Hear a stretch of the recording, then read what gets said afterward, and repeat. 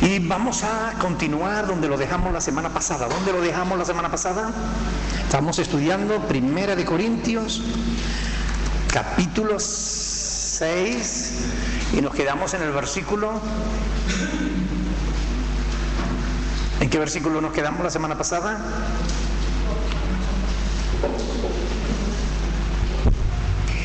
En el 7 u 8, ¿no? Bueno.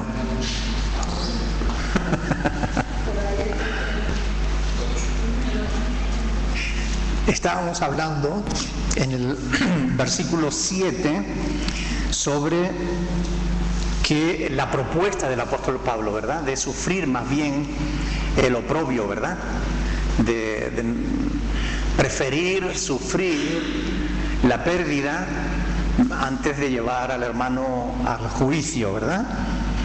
Dice el versículo 8, pero vosotros cometéis el agravio, ¿verdad?, y defraudáis, y esto a los hermanos. Realmente no es fácil hacer lo que dice el apóstol porque va contra nuestra naturaleza, es lo que decíamos la semana pasada, ¿verdad?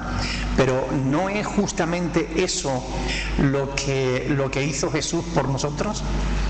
¿No fue esa la actitud que el Señor adoptó cuando se ofreció a sí mismo en nuestro lugar, siendo que la ofensa era nuestra, siendo que los pecados eran nuestros? Él los asumió como suyo, tomó nuestra deuda y la pagó Él, ¿verdad? La deuda que teníamos con Dios, Él pagó esa deuda para que nosotros pudiésemos tener comunión con Dios. El justo pagó lo que debíamos los injustos. Se ofreció como ese cordero de Dios que quita el pecado del mundo, ¿verdad? Y lo que Pablo les está proponiendo aquí, yo no sé si está demasiado fuerte esto o no, pues suena aquí. ¿Esto está abajo? Vale, ok. Muy bien. Decía que de esta manera los corintios, aunque pudieran sufrir la pérdida, ya fuera material o la ofensa, la humillación de ser ofendido y demás, pero alcanzarían algo mucho más elevado, ¿verdad?, que era la identificación con Cristo, ¿no? Porque seguirían el ejemplo de Jesús, ¿no? Cuando alguien te ofende y tú, por amor, no tienes en cuenta ese daño, sino que sigues para adelante, estás haciendo justamente lo que Cristo hizo. Nosotros le ofendimos, pero Él encima pagó por nosotros. O sea que, y esto es importante, ¿no? O sea, tiene que haber una diferencia entre los cristianos y los que no lo somos. Amén. ¿Qué significa el versículo 8? Vosotros cometéis el agravio y defraudáis, y esto a los hermanos. En principio que ellos estaban defraudando unos a otros, ¿verdad? Se estaban ofendiendo, se estaban teniendo problemas, estaba habiendo problemas entre los corintios, y no solamente los corintios con la gente, sino los corintios con los corintios, es decir, los corintios con los hermanos en la fe, ¿no? No solo en la calle, sino dentro de la iglesia. Es decir, esto, aunque ellos fueran capaces de ganar el pleito en un tribunal, pero desde luego estaban perdiendo algo mucho más importante, el testimonio, ¿no? Porque fíjate qué testimonio, dos creyentes en un tribunal peleándose, ¿verdad? Es triste, ¿no? ¿Ustedes creen que estas cosas pasan o no? Desgraciadamente pasan. No deberían pasar, pero ocurren. Y cuando ocurren, ¿ustedes creen que es porque los cristianos están haciendo la voluntad de Dios o justamente lo contrario? Porque no actuamos como Jesús, ¿verdad? La Biblia dice, el que permanece en Él debe andar como Él anduvo. Primera de Juan, ¿verdad?, lo dice en el capítulo 2, versículo 6, ¿verdad? El que permanece en Él debe andar como Él anduvo. Si nosotros somos cristianos, tendríamos que seguir el ejemplo de Jesús. Si alguien nos ofende, ¿qué deberíamos hacer? Soportar el agravio. Eso es lo que está diciendo Pablo, ¿verdad? Porque el amor, dice en 1 Corintios 13:4, es... ¿Qué dice? El amor es sufrido, ¿verdad? Sufrido, capaz de sufrir. El amor te ayuda a sufrir, a soportar el sufrimiento. El amor verdadero, ¿verdad? Cuando no es amor verdadero, pues uno no está dispuesto a pasar nada, ni la más mínima, ¿verdad? Pero cuando el amor es sincero, es verdadero, uno sufre por amor, ¿verdad? No es capaz de hacer eso. Entonces, esto es lo que estaba pasando en la iglesia de los Corintios. La credibilidad de los cristianos en esa ciudad, ¿ustedes creen que era buena o mala? Imagínense, ¿no? Los corintios peleándose, o sea, los cristianos peleándose unos con otros, y estos los juzgados, delante de los paganos, delante de los incrédulos, de la gente que no creen en Dios. ¿Ustedes creen que eso debe ser así? No. Vamos a leer los versículos del 9 al 11. Y aquí hay un montón de cosas interesantes. Yo quiero que presten atención. Amén. Del 9 al 11. ¿No sabéis que los injustos no heredarán el reino de Dios? No erréis, ni los fornicarios, ni los idólatras, ni los adúlteros, ni los afeminados, ni los que se echan con varones, ni los ladrones, ni los avaros, ni los borrachos, ni los maldicientes, ni los estafadores heredarán el reino de Dios. Y esto era algunos, hay un cierto acople, Óscar, y esto erais algunos, mas ya habéis sido justificados en el nombre del Señor Jesús y por el Espíritu de nuestro Dios. Amén. Empezamos por el principio, versículo 9. ¿No sabéis? O sea, una vez más, el apóstol Pablo les está demandando cosas que ellos deberían saber. Y esto es algo que lo vamos a ver repetidamente en esta epístola. No sabéis. ¿Debían los corintios saber estas cosas? Desde luego. ¿Y por qué Pablo sabía que los corintios debían conocerlas? Porque él mismo se las había enseñado. Recuerden que la iglesia de Corinto fue fundada ¿por quién? Por Pablo. Pablo da por sentado que los corintios debían saber estas cosas, debían conocer las demandas del Evangelio.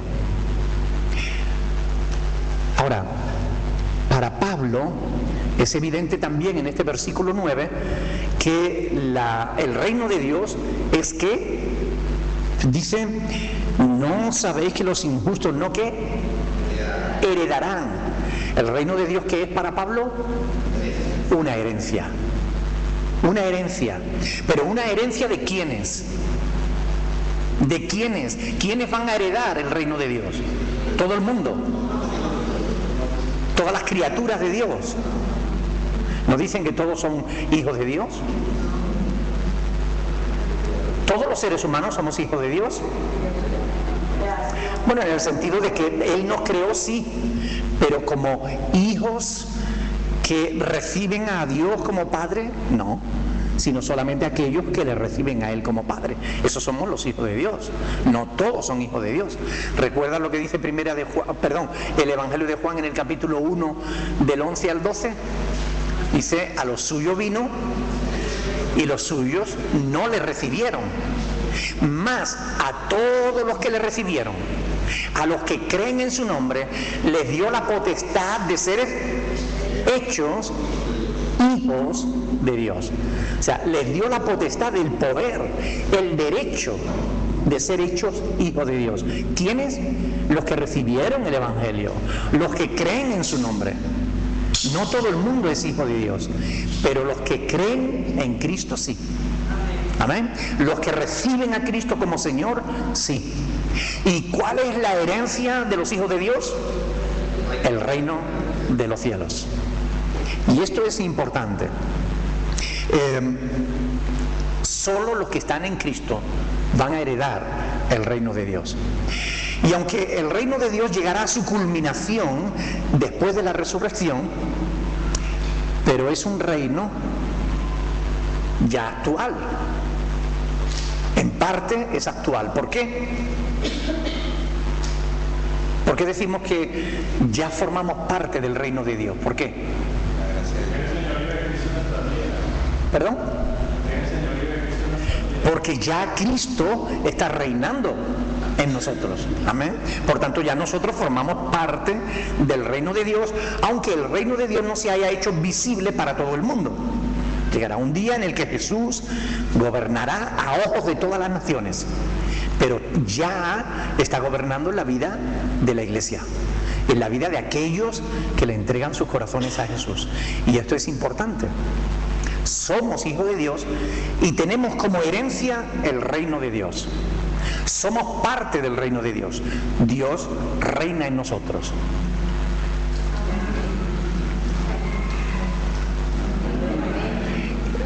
¿O no? Por lo menos debería reinar en nosotros, ¿no? ¿Verdad? Lo ideal es que Él reine en nuestras vidas. Ahora, ¿ustedes creen que en el reino de Dios se practicará el pecado? ¿Seguro? ¿Habrá pecado en el reino de Dios? ¿Y por qué algunos que dicen que están bajo el reino de Dios pecan?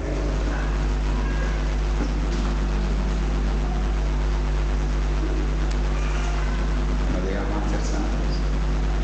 No llegamos a la santidad. ¿Que no llegamos A la santidad. a la santidad? A ser santos. A ser santo. El apóstol Pablo en 1 Corintios capítulo 1 versículo 2 dice que ya hemos sido santificados en Cristo Jesús, hechos santos. Lo que pasa es que a veces, a ver, Jaime.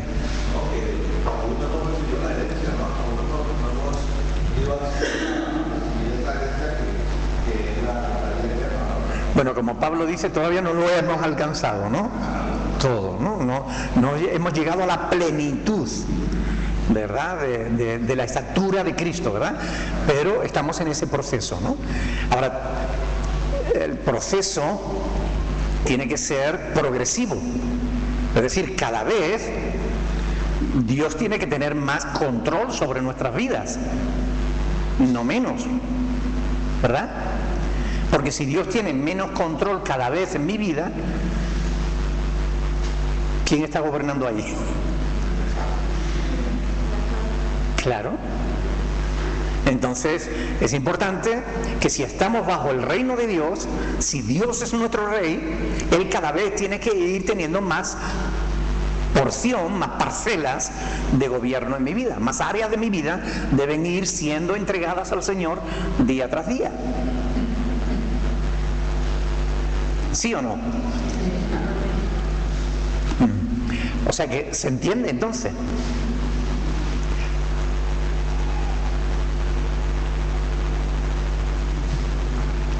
O sea que sabemos lo que tenemos que hacer.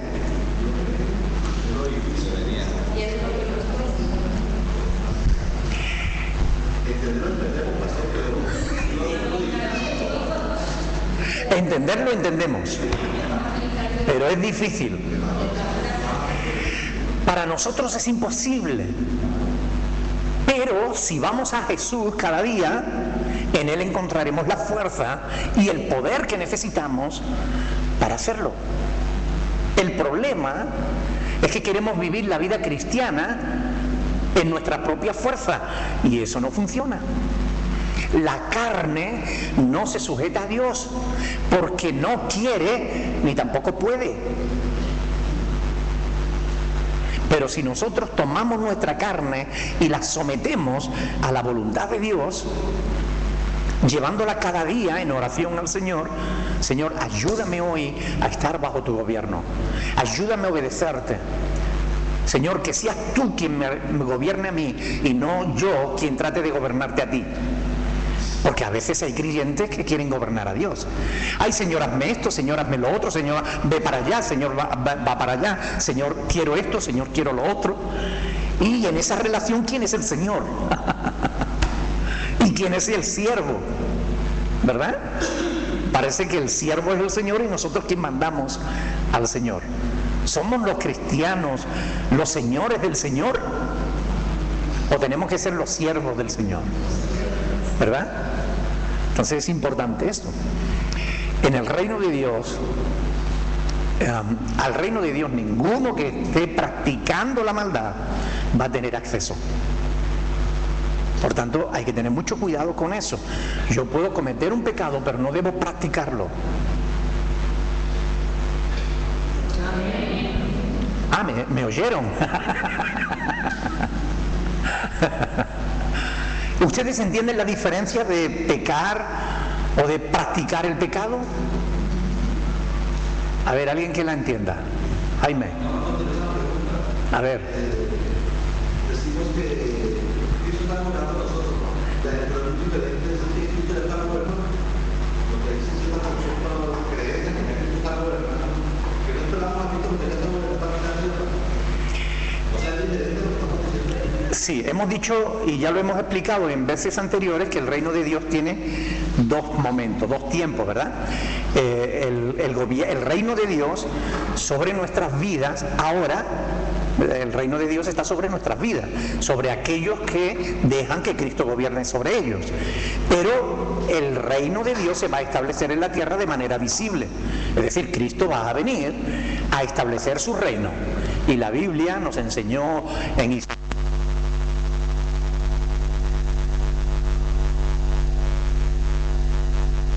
Por favor. Así, porque si no... Sí, sí. Bueno, ahora... Un poquito de volumen para eso es. Quiero decir, Isaías, estudiando Isaías capítulo 4, hemos aprendido que el renuevo del Señor, Cristo, Él va a ser rey sobre la tierra. Y lo dice la palabra, y estuvimos viendo algunos pasajes sobre las cosas que van a suceder en la tierra cuando Cristo esté gobernando.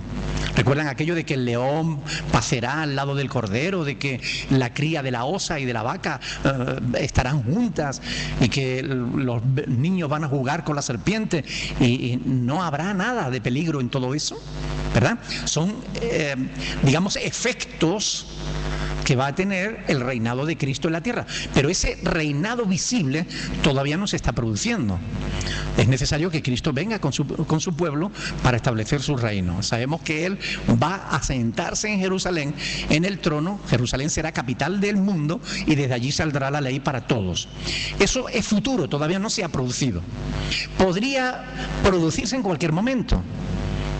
Alguien me comentaba esta mañana, creo que fue, que lo que parecía imposible, que Estados Unidos pudiera pactar con los países árabes, ya está sucediendo.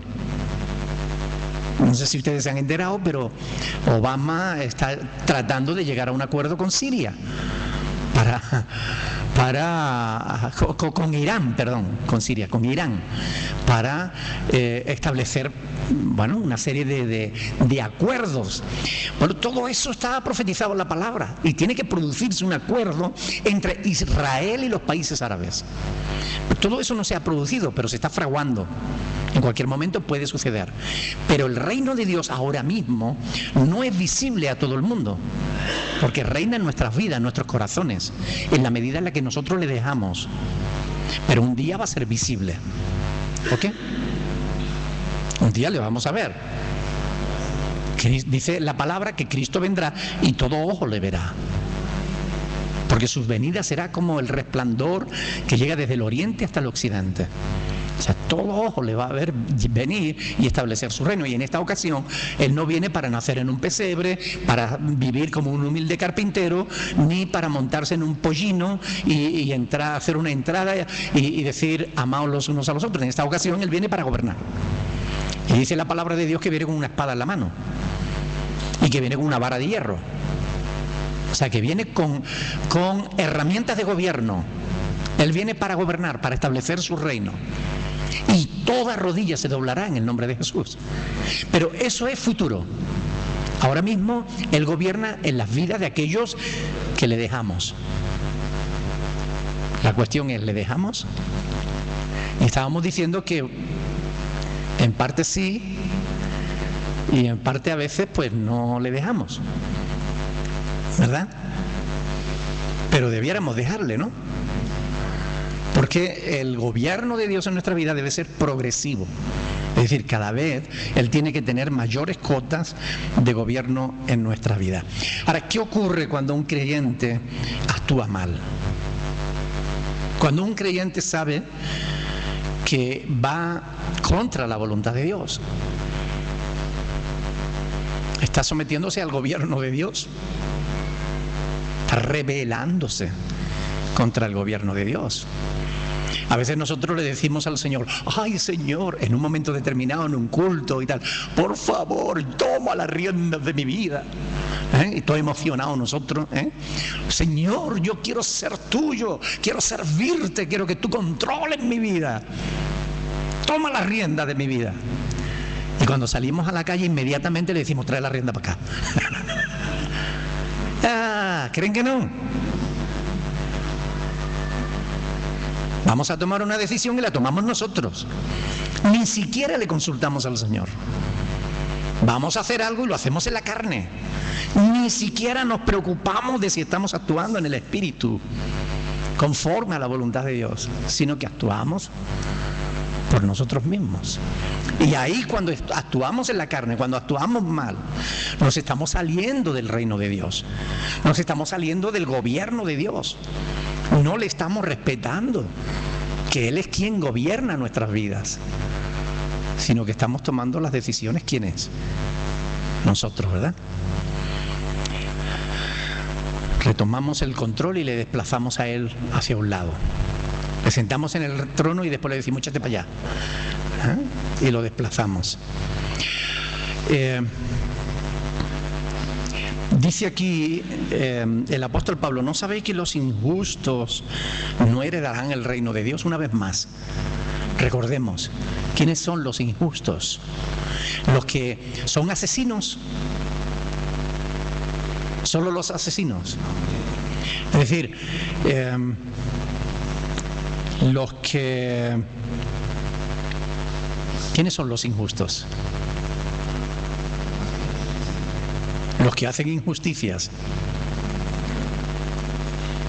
Carmen. El que no hace la voluntad de Dios, ¿verdad? Son aquellos que no creen en Dios o que aún creyendo se rebelan contra Él. Los injustos, los que no andan en la justicia y en la santidad de la verdad. No erréis. ¿No sabéis que los injustos no heredarán?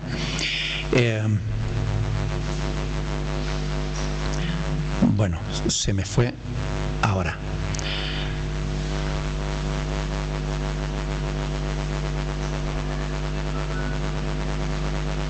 Aquellos que rechazan y no viven bajo el gobierno de Dios. Ahora, dice ahí: ¿no sabéis que los injustos no heredarán el reino de Dios? No erréis, ni los fornicarios. ¿Quiénes son los fornicarios? A ver, empecemos. ¿Qué es la fornicación?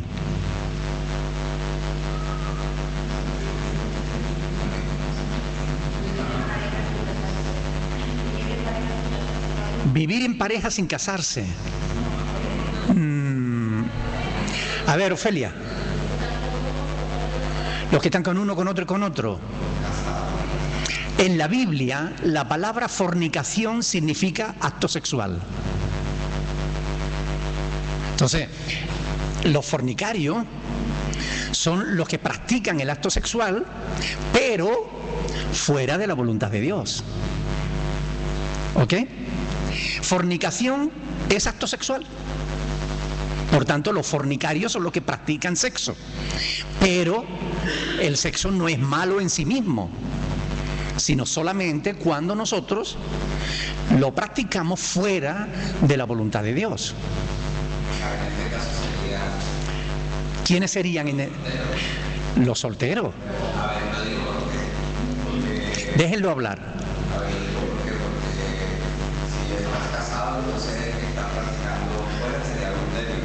Pero eso es fornicación. Pero entonces en este caso, por eso digo yo los solteros, porque están en contra de los solteros, porque no han tenido porque no se han casado. Pero alguien que no se casa y no mantiene relaciones sexuales no es un fornicario. Alguien que no se casa y no mantiene relaciones sexuales no es un fornicario. ¿Está soltero? ¿Pero por qué? Digo, si no mantiene relaciones no es fornicario. Ahora, si mantiene relaciones sexuales fuera del matrimonio, ese es fornicario. ¿Ok? Es decir, un soltero que está manteniendo relaciones sexuales es un fornicario. ¿Por qué? Porque no está contrayendo ningún matrimonio, no está contrayendo ningún pacto matrimonial con nadie. Hoy vamos a hablar de este tema, va a ser muy interesante. Verán ustedes que va a ser interesantísimo. Cuando una persona practica la sexualidad fuera de la voluntad de Dios, es un fornicario. Y la sexualidad, según la voluntad de Dios, solo es para practicarla dentro del matrimonio. Por tanto, un soltero que hoy está con una chica y se acuesta con ella, está fornicando. Y si mañana está con otra y se acuesta con ella, está fornicando. Es un fornicario. ¿Perdón? No está adulterando porque no está casado. Vamos a ver. La pregunta es muy interesante porque ahora nos va a llevar, este mismo pasaje, nos va a llevar a una situación en la que, ojito, aquí hay mucha tela que cortar. Por eso vamos a ir despacito. Vamos a dejar ahora el adulterio, vamos a hablar de los fornicarios, que es de lo que habla este pasaje, porque vamos a llegar a los versículos más adelante, al versículo, bueno, ya llegaremos, que vamos a hablar del adulterio. Y verán, mejor dicho, que muchos de ustedes son fornicarios y muchos de ustedes son adúlteros.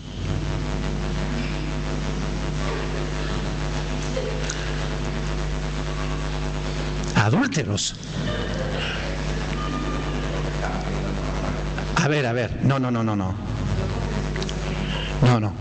Cuidado, vamos a ir paso a paso, ¿vale? Fornicarios son aquellos que practican sexo sin un compromiso matrimonial.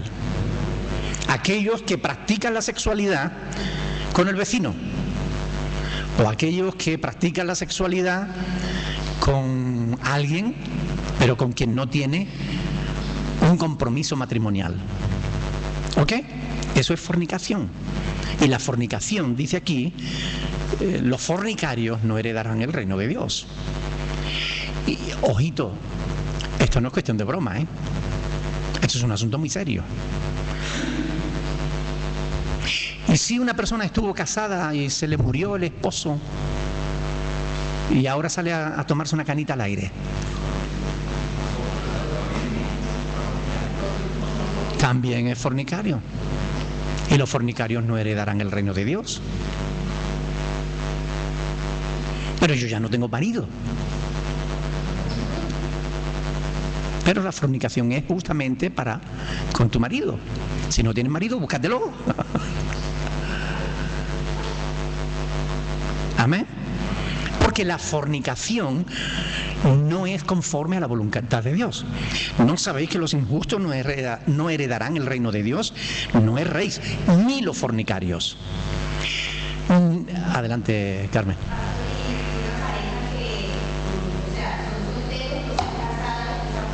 Vamos a llegar más adelante a eso, por eso digo que eso vamos a ir por parte, ¿ok? Porque después se va a hablar de eso. Y es un tema muy jugoso, por eso esta epístola del apóstol Pablo, como decía antes, tiene mucha tela que cortar.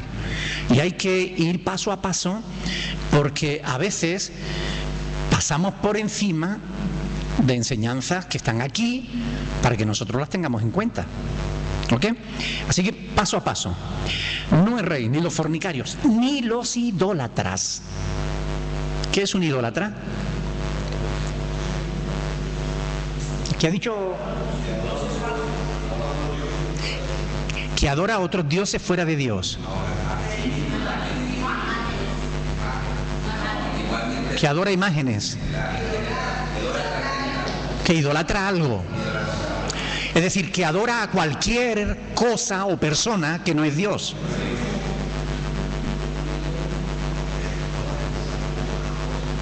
Escuchen bien. Cuando tú pones a cualquier cosa o cualquier persona en el lugar de Dios, eres un idólatra. Y los idólatras no heredarán el reino de Dios. Yo adoro... cuidado. Adoremos a Dios. Al Señor tu Dios adorarás y a Él solo servirás. Amén. La adoración es para el Señor. Ay, pero es que Shakira. Ay, pero es que Alejandro Sanz.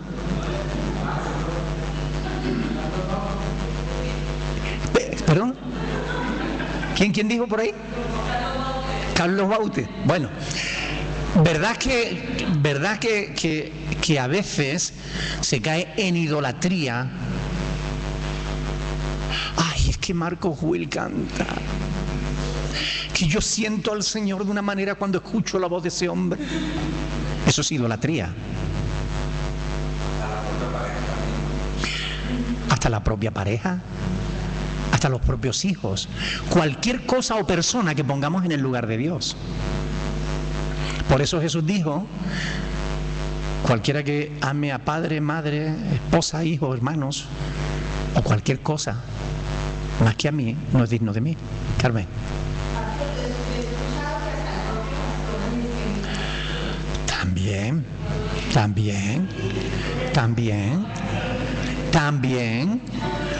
Oiga, también. Claro, pero en muchos casos porque eso se fomenta. ¿Entiendes? Aquí nadie adora al pastor, que yo me entere, vamos.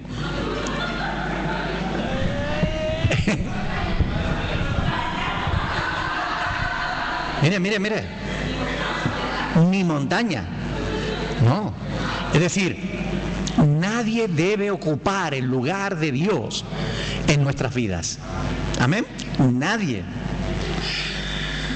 Y es verdad, a veces ponemos a otras personas en el lugar de Dios y eso no debiera ser. Quien lo hace pierde su herencia, la herencia del reino de los cielos. Ni los adúlteros. Ahora aquí hablamos de la gente casado que practica la sexualidad con otra persona que no es su pareja, ¿verdad?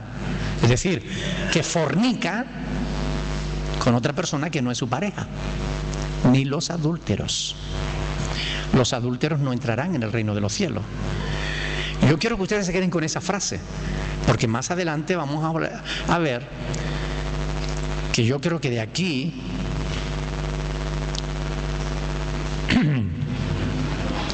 no se libra ni el gato.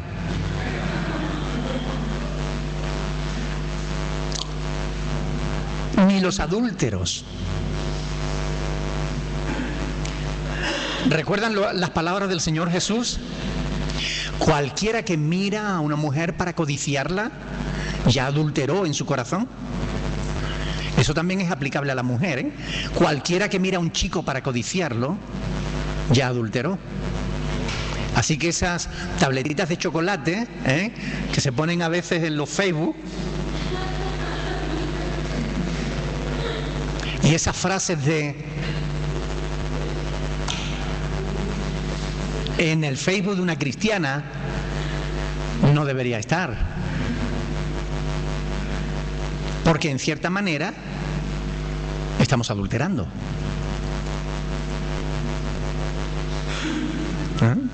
Aquellos chicos que ponen esas chicas, ¿no? Pues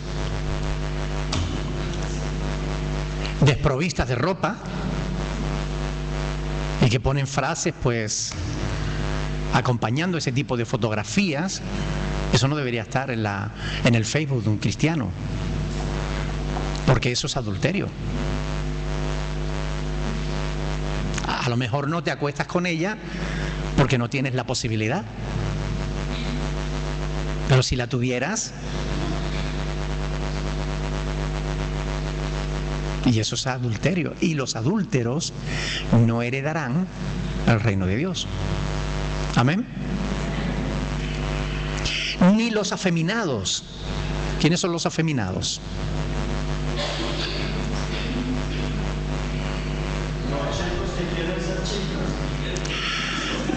Los chicos que actúan como chicas. Es decir,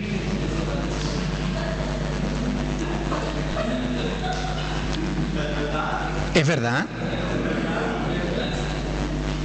Es verdad, los chicos que actúan como chicas. Y viceversa. Y las chicas que actúan como chicos. Es decir, ellas no son afeminadas, ellas son amachadas.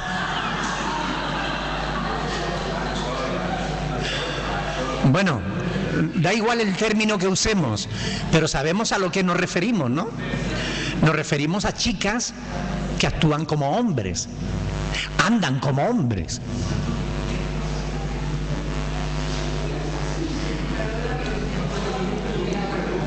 Y yo no sé por qué las chicas que quieren ser hombres actúan así cuando los hombres ni siquiera actuamos así.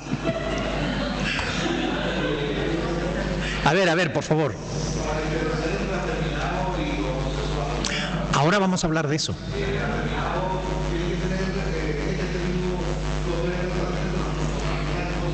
No. Estamos hablando de afeminado. Aquí no se está hablando del que tiene relaciones con otro hombre. Afeminado significa hombres que actúan como mujeres. Actúan, hablan, tienen la muñeca un poco lacia, entonces se mueven de una manera determinada, se depilan de una manera determinada y hacen esas cositas que hacen las mujeres.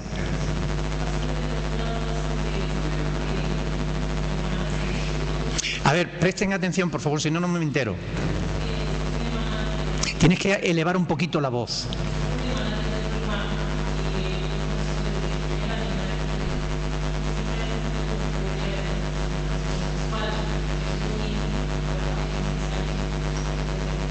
No me entero, mi hermano, lo siento, pero es que entre que tengo aquí un arco que evita que el volumen llegue y que tú hablas bajito y que yo soy duro de oído, no me entero.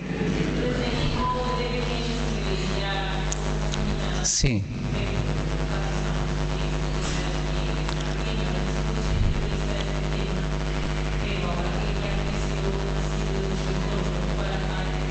Claro. Claro.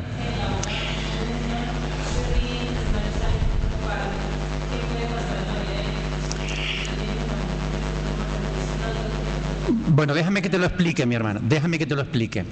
La palabra dice claramente, y esto no se le puede dar con anestesia. La palabra dice, el hijo consentido será vergüenza de los padres. Si un niño con 4 años manifiesta ser afeminado, los padres tienen que corregirlo. El problema es que muchos padres no prestan atención a esas cosas o incluso más, llegan a reírle las gracias y llegan a consentirlo y se ríen de que el niño actúe como una niña. El afeminamiento tiene que ver con la educación. No hay nada en el ser humano que lo condicione para ser hombre o mujer más que la propia naturaleza. Cuando el bebé nace y el médico lo levanta, dice, es un niño. ¿Por qué? Porque trae pene. O es una niña. ¿Por qué? Porque trae vagina. Y ese niño, que nace niño, tiene que ser educado como niño.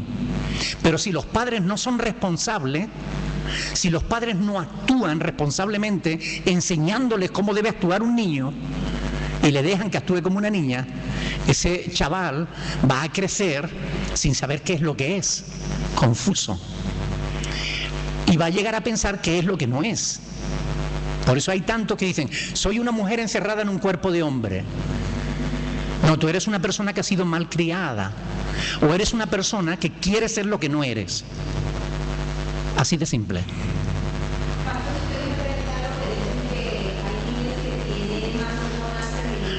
Eso no es cierto. Eso no es cierto. Se han hecho infinidad de estudios científicos, serios. Y los niños son niños y las niñas son niñas. Ahora, que los grupos gays y lesbianas están trabajando arduamente noche y día para que el mensaje de que eso es de nacimiento, que eso es genético, que eso viene así, están trabajando arduamente para que aceptemos ese hecho, que es mentira. Pero están trabajando arduamente y están consiguiendo convencer a un gran sector de la sociedad. Mucha gente piensa ya que es verdad, que eso viene determinado por la genética, cuando no es cierto. No hay ni un solo estudio serio que demuestre que eso es genético. Y hay muchísimos, miles de estudios serios que se han hecho entrevistando y analizando a miles de personas que demuestran que eso no es genético, eso es condicional. El afeminamiento es un problema educacional. La homosexualidad es un problema de elección personal.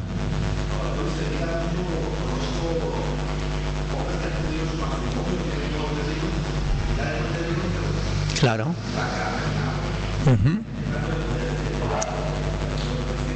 Pastor, y en el caso que lo he escuchado y así, te nace con él y con ella. No existe eso. No existe eso. El hermafrodismo en el ser humano es un mito. Existen chicas que vienen con un clítoris más grande que parece un pequeño pene. Pero no es que sea hermafrodita, es una chica. Si tiene vagina, es chica. Lo que pasa es que algunas chicas tienen el clítoris tan grande que parece un pene. Pero nada más. No existe el hermafrodismo en el ser humano. Es un verdadero mito. Y se trucan fotografías y se hacen películas con truco para que quepa, para meter ahí con calzador la idea de que esas cosas son así. Y no son así, son verdaderas mentiras. Ahora, si las crees, allá tú, pero estás creyendo una mentira. Hay estudios serios.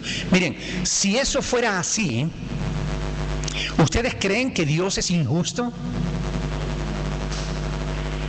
¿Condenaría Dios a una persona que no tiene culpa?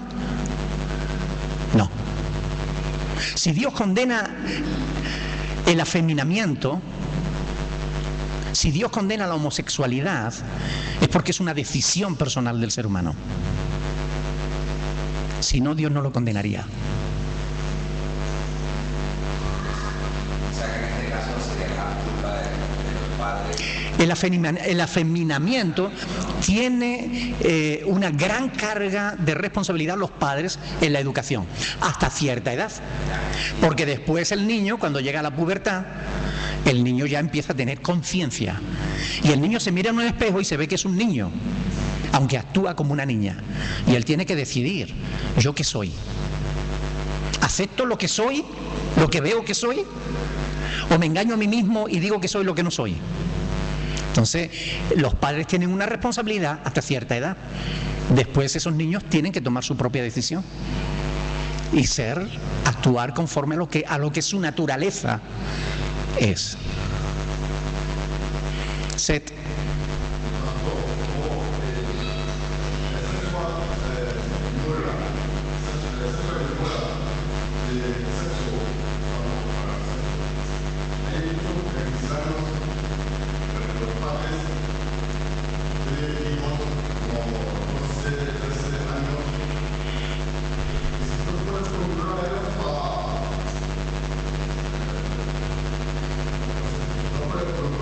Que no pueden controlarlos. Ok. Claro.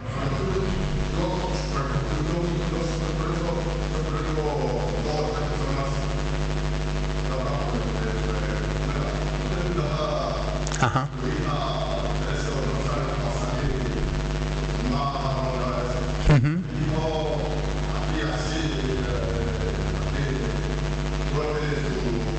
Ajá.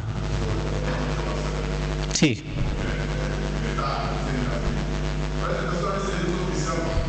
Uh-huh.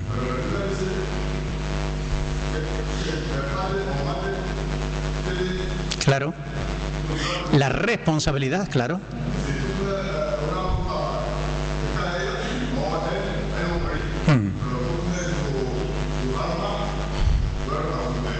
Claro, él dice que hay creyentes que tienen hijos de 12, 13 años que ya no los pueden controlar y que se les pregunta ¿por qué tu hijo es así? Y le dicen no, es que aquí hay mucha libertad y tal.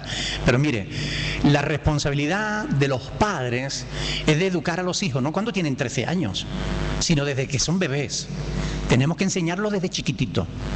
Ahora, si no los enseñamos de pequeño, ya después de grande va a ser mucho más complicado. Porque mire, es enseñándolo desde pequeño. Y dan problemas. Imagínense si no lo educamos desde pequeño. ¿Me entienden? No podemos decir, no, que el niño escoja. Bueno, si usted deja que el niño escoja, si usted no educa a su hijo, el mundo lo educará. Y lo educará según el mundo. Y ese es el problema, muchas veces.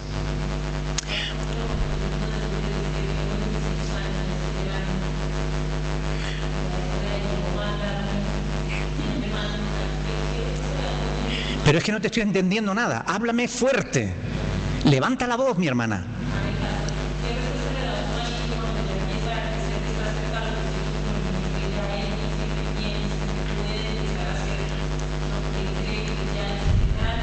Vale.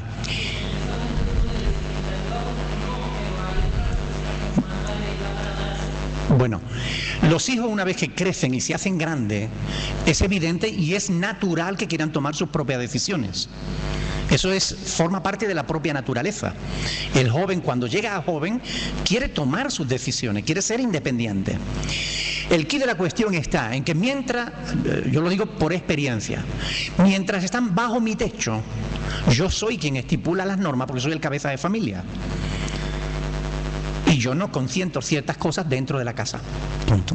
Si usted quiere ser independiente, séalo independiente. Búsquese una vivienda, básese, si es adulto, si se considera lo suficientemente maduro como para tomar sus propias decisiones, sea maduro para independizarse, irse a la calle, búsquese su vida y vívala.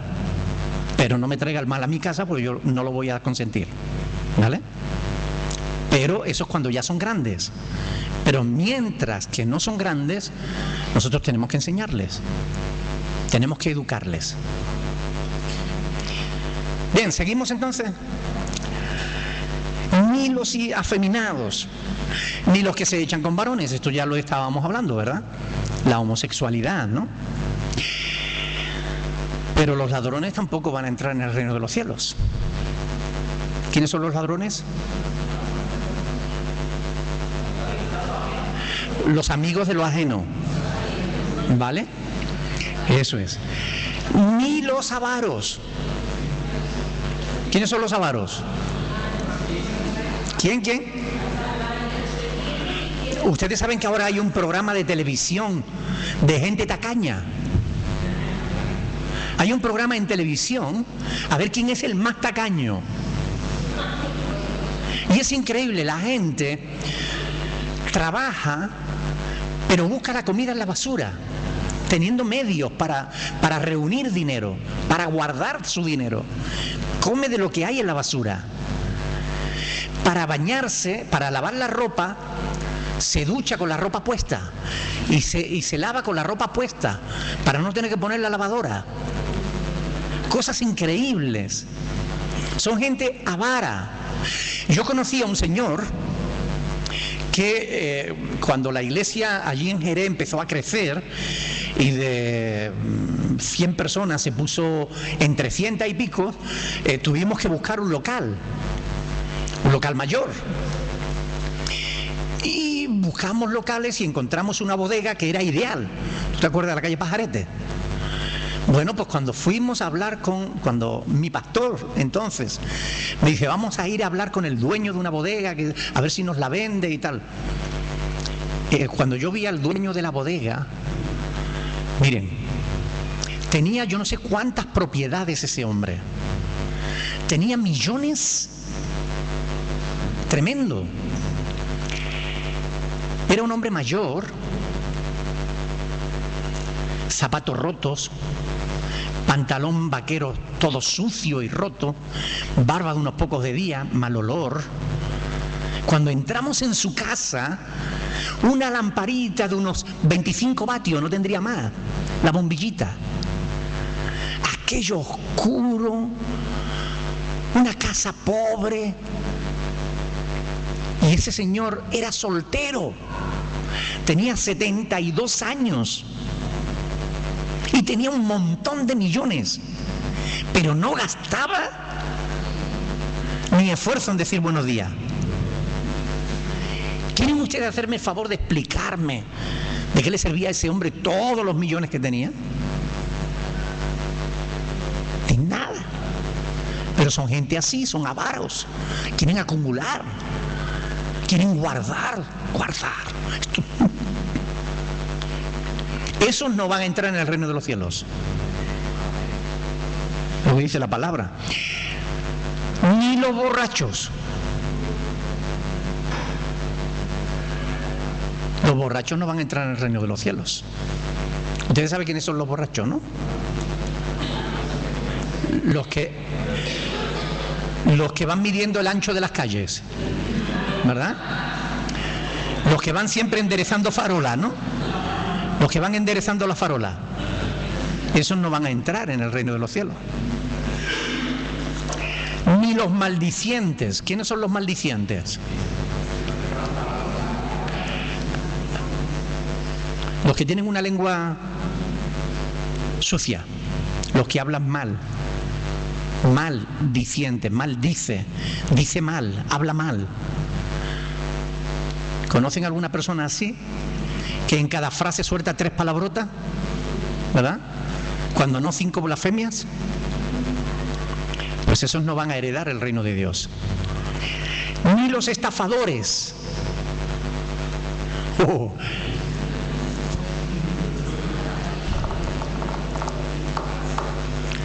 ¿Algunos que no quieren pagar los impuestos?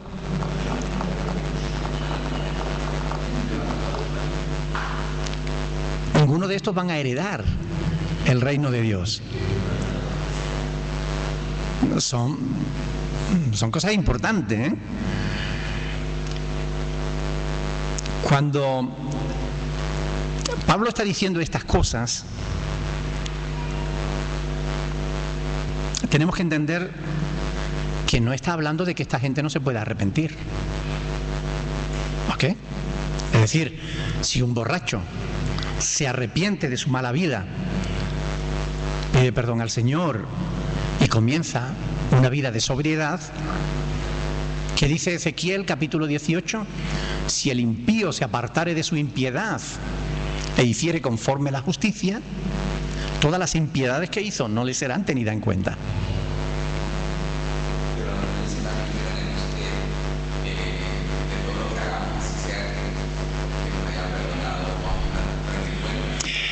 Bueno, si la persona ha sido un borracho y se arrepiente y deja la borrachera, a lo mejor esa persona va a ser perdonada por el Señor, va a heredar el reino de Dios, pero a lo mejor hereda también una cirrosis. Porque el alcohol tiene eso, que destroza el hígado, ¿no? Entonces, sí, una cosa es las consecuencias de nuestro pecado y otra cosa es la culpa de nuestro pecado.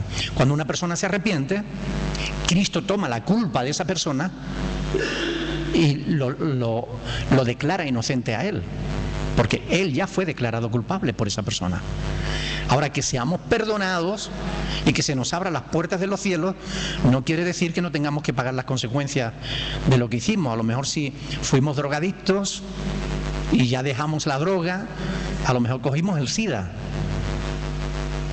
o resulta que las neuronas se nos quedó atrofiada. Parte de las consecuencias, claro. Una persona, y yo ya he hablado de esto en otras ocasiones, ¿no? He comentado testimonios de personas que fueron realmente restauradas totalmente y que finalmente tuvieron que pagar las consecuencias de su pecado, aunque no las culpas, porque ya fueron declarados inocentes por el Señor, ¿no? Pero sí que pagaron las consecuencias.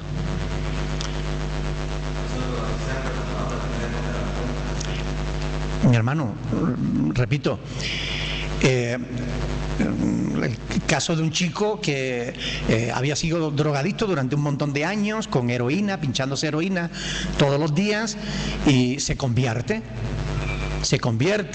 Dios lo restaura, restaura a su familia, se hace incluso empresario, llega a ser próspero en su negocio porque Dios lo bendice, una persona nueva, una persona con un testimonio increíble.